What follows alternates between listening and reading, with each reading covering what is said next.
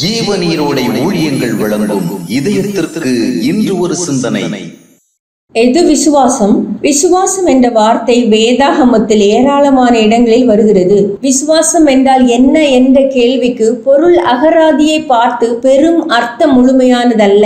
முழு வேதாகமத்தை குறித்த ஒரு சரியான கண்ணோட்டமும் புரிந்து கொள்ளுதலும் இருந்தால்தான் விசுவாசத்தின் அர்த்தத்தை வேதத்திற்கு ஏற்றபடி சரியாக புரிந்து கொள்ள முடியும். நாம் பெரும்பாலும் விசுவாசம் என்றால் தேவன் மேல் வைக்கும் நம்பிக்கை, ஒரு குறிப்பிட்ட காரியம் நிச்சயம் நடக்கும் என்ற நம்பிக்கை எந்த விதமாக புரிந்து கொள்ளுகின்றோம். ஆனால் நம்பிக்கை அல்லது பற்றுறுதி கொள்ளுதல் மட்டுமே விசுவாசமாகிவிடாது. தேவன் மேல் நம்பிக்கை வைத்தல், தேவனோடு ஆழமான பிணைப்பை கொள்ளுதல், தேவனுக்கு உண்மையாயிருத்தல், தேவனுடைய சித்தத்தை ஏற்றுக்கொண்டு செயல்படுதல் போன்ற பல ஆவிக்குரிய விஷயங்கள் ஒன்றாய் இணைந்து செயல்படுவதன் பெயர்தான் தேவனை விசுவாசித்தல் ஆகும். இவ்விதமான ஒரு விசுவாசத்தினால் தான் நீதிமான் பிழைப்பான். இவ்விதமான ஒரு விசுவாசத்தினால் தான் கூடாதவைகள் கூடும். இவ்விதமான ஒரு விசுவாசம்தான் தேவனுக்கு பிரியமானதாக செயல்பட்டு அவருடைய அங்கீகரிப்பை பெறும். நோவா, ஆபிரகாம், மோசே, தாவீது போன்ற மாபெரும் சாதனையாளர்கள் தேவன் மேல் விசுவாசம் வைத்தார்கள் என்றால் அது ஏதோ ஒரு நேர்மறையான நம்பிக்கை மட்டுமல்ல.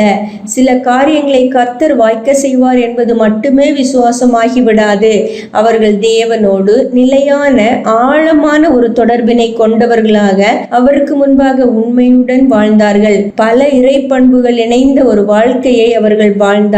அதுவே அசாதாரணமானவைகளை சாத்தியமாக்கும் விசுவாசமாக விளங்கியது. அவர்கள் தேவனை விசுவாசித்தார்கள் என்றால் தேவனுக்கு பிரியமாக வாழ்ந்தார்கள் என்பதுதான் உண்மையான அர்த்தம். இன்று அநேகர் தேவன் பிரியப்படும் விதமான ஒரு நல்ல வாழ்க்கை பின்னணியின்றி மனதால் தேவனை அதிகமாக நம்பி விடுவதால் மட்டுமே நல்லமான காரியங்களை சாதிக்கலாம் என்று எண்ணுகின்றனர். ஆனால் வெறும் நம்புகின்ற ஆற்றலே விசுவாசமாகிவிடாது. சிந்தனைக்கு, இறை பக்தியை உன் வழிபாடுகளினால் அல்ல, இறைவனுடைய வழிகளில் நடப்பதால் காண்பி. இறை பக்தியை உன் வழிபாடுகளினால் அல்ல, இறைவனுடைய வழிகளில் நடப்பதால் காண்பி.